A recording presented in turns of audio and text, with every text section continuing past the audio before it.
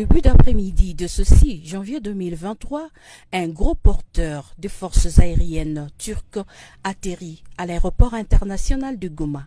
C'est dans le cadre de la collaboration congolo-turque.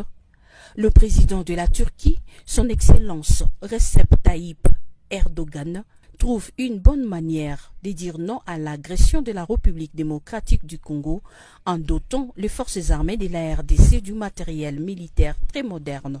C'est pour améliorer les conditions des soldats loyalistes sur les lignes de front. Le commandant Daljik, représentant personnel du président turc, les a remis au gouverneur de la province du Nord Kivu.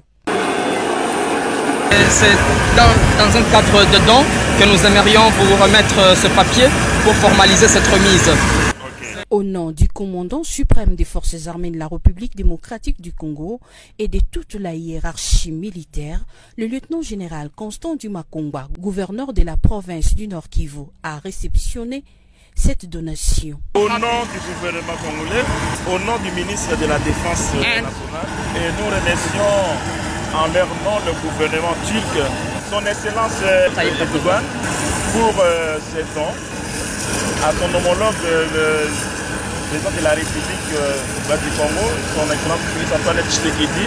Et en leur nom, nous recevons avec beaucoup de joie au moment où nos unités au front en ont grandement besoin. Nous comptons sur cette coopération que nous croyons dans l'avenir, ça va produire encore beaucoup de fruits pour les biens de nos deux peuples, donc les Turcs et les RD congolais.